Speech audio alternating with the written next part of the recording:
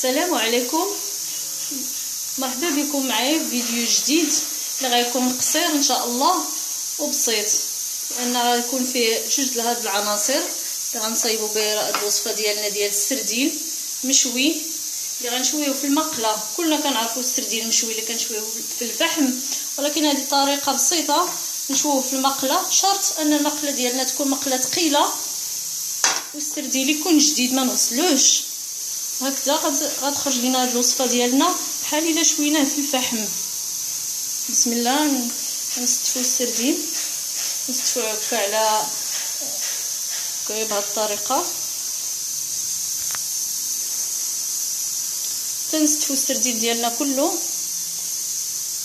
بالنسبه لنا جبت كيلوغرام ديال السردين.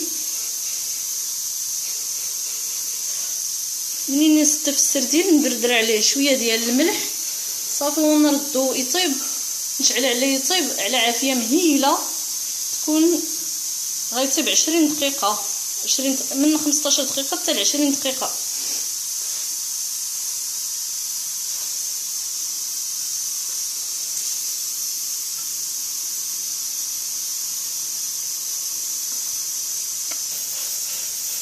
كما قلنا خص العافيه ديالنا تكون نقصنا عليها مزيان، يعني حتى تقرب تطفى، تقرب العافيه ديالنا تطفى. عاد نديروا عليها المقله ونخليوها طيب من 15 دقيقه حتى ل 20 دقيقه.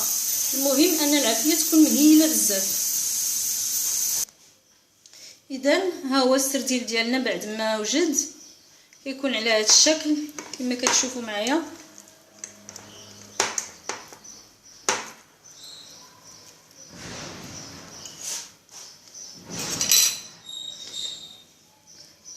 يعني بهذه الطريقه سهل اننا نحيدوا لها هذه الجلده.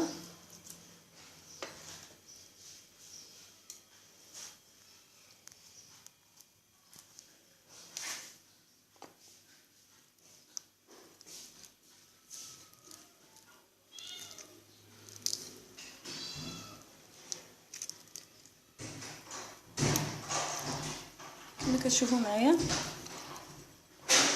السردين كيجي بنين بهذه الطريقه.